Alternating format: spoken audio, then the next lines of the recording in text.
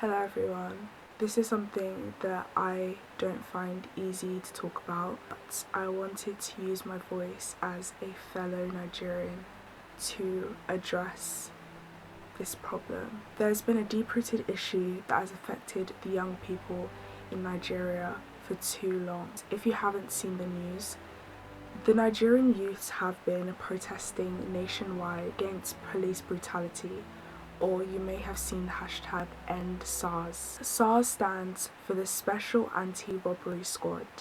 It was created in the 90s and is made up of predominantly 18 to 35-year-old males. They were set up to prevent armed robbery and other criminal activities in Nigeria. There was an anti-torture legislation passed in 2017, but its members have still used torture and ill treatment towards young, innocent people in Nigeria. In the past 2 years, yes, I said that right, the past 2 years, 82 cases have been released between January 2017 to May 2020. Nigerian authorities have failed to prosecute a single officer and to end the gross human rights violations created by them. Without warrants, they've stopped and searched young people who carry laptop bags or internet devices and accused them of cybercrime. SARS have also stopped young people riding in cars and have demanded to know their sources of income. Young men that wear dreadlocks or have tattoos are being deemed guilty based on their appearance. They've also extorted money from their victims. If the money hasn't been paid, many have ended up in prison for an extended amount of time without a trial, or they've just simply been accused of robbery. Also been times that people have just been shot or just killed for absolutely no reason. Nigerian authorities have addressed these actions of bad eggs within the police force. The government has promised to reform SARS 3 times and have been given countless opportunities to, but have failed their people.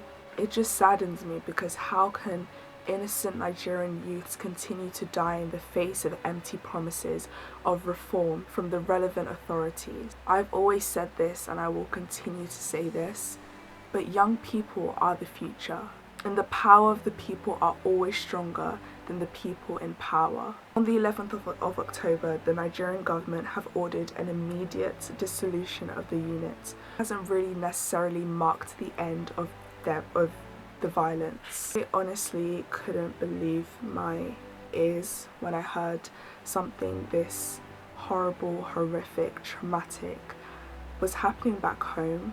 I have read up unimaginable things that shouldn't be happening to any single youth ever. I don't even think I'm able to say those things out loud.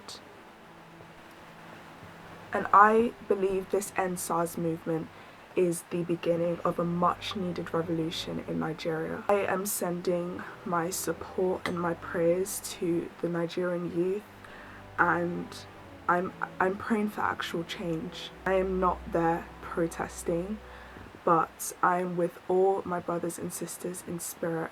Recently, a lot of the youths have been peacefully protesting, but even still, police have been shooting unarmed protesters. It's so scary because the media are even trying to cover up the stories so the world doesn't know. The Nigerian government would rather let people die than change the entire system. The young people in Nigeria are also fighting for the psychological evaluations of the former SARS officers, compensations of victims of police violence, executive order from President Buhari, better pay for police officers to lower the risk of financial exploitation of citizens. So I feel like watching this, and if you're not Nigerian, do not live in Nigeria, or you think you live far away from it, still many things you can do to support this incredibly important campaign.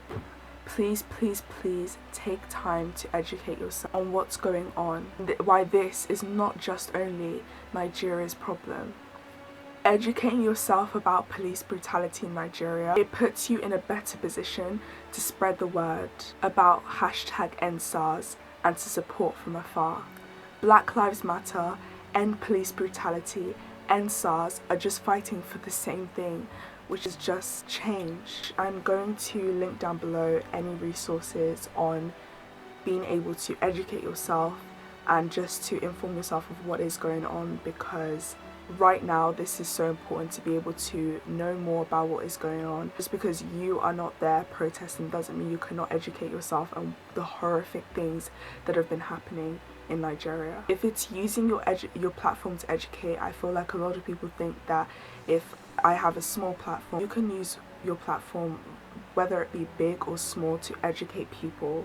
Another thing you can do is to amplify Nigerians' voices, whether it's on social media or conversations with friends, to ensure many people are aware of what's going on. Another thing you can do is attend a protest which is near you, to show solidarity towards Nigerian youths who are fighting for the same thing and demanding change. Also going to link down places that you can donate, however big or small that you can do so. It really will help a lot of the victims and a lot of the protesters out there fighting day in, day out for change.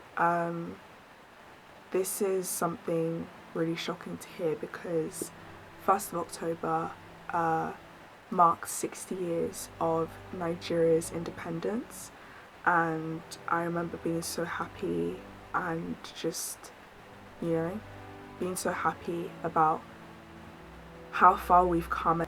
Now hearing this has honestly it's been really tough to hear, because I'm a Nigerian through and through, but hearing that youths like me are going through something like this, and for having phones, for having laptops, for driving a car, you are being harassed, you're being tortured, your human rights are taken away, you're being dehumanized. I hope that from this video you'll be able to go down to those links and click them and either educate yourself or find out if there's a protest near you, or amplify Nigerians' voices, because this is a worldwide movement. It should have been 2 years ago, but it is now. I want to see change in my country,